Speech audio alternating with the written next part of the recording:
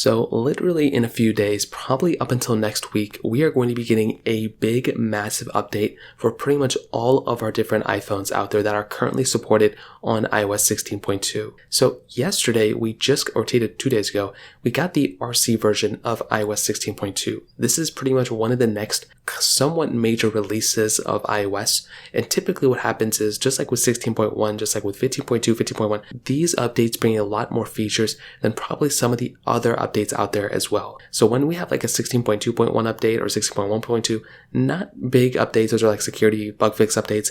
This one is bringing so many cool features, so much so in fact that if you are currently on iOS 15, you might want to go and update to iOS 16 if you want to. You don't have to, but it might be one of those things you want to consider. Now, one of the things I've been talking about the most with this update is actually with the freeform application. Not every day does Apple bring a new application that they developed into our iOS operating system. Now, why is this important? Well, you have to keep in mind that with this application, for the future of all these iPhones, Apple is going to be going through and pretty much, implementing this application on all iOS versions. Whenever you buy a new iPhone now, it's going to have this app built in. And I think that's really cool that we're kind of witnessing one of these newer apps. I mean, I remember when like the Measure app came with like iOS 11 or 12 or something like that. Some other apps came in too, and this one is one of those ones. So soak it in while it's here. Now we also get Apple Music Sing. So what this is, it basically allows us to have some sort of like karaoke type of feature with our iPhone. And I think that's another cool thing that they just kind of threw in here.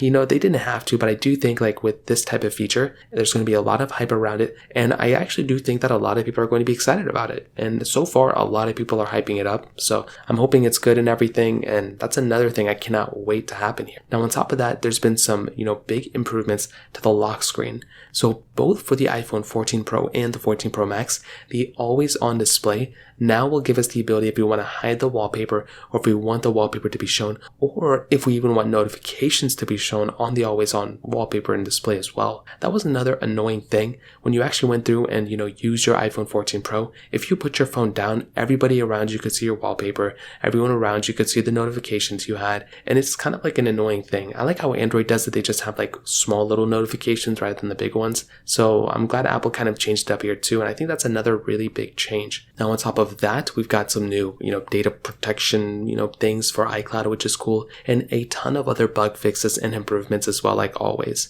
So personally, I think this is a really big update. I cannot wait for this update to come out, and I think it's going to be, honestly, it's going to be a massive update for sure. Is it going to be perfect? Probably not, but I do think it's going to be good enough for a lot of people. And like I said, if you're on iOS 15, maybe this is the time to start updating to iOS 16. So I'd love to hear your thoughts about this. Let me know in the comment section below. Hit the like button, that would mean so much, but definitely hit that subscribe button. More importantly than everything else, I love every single one of you guys. Hopefully I'll catch you guys in the next video. Peace out till then.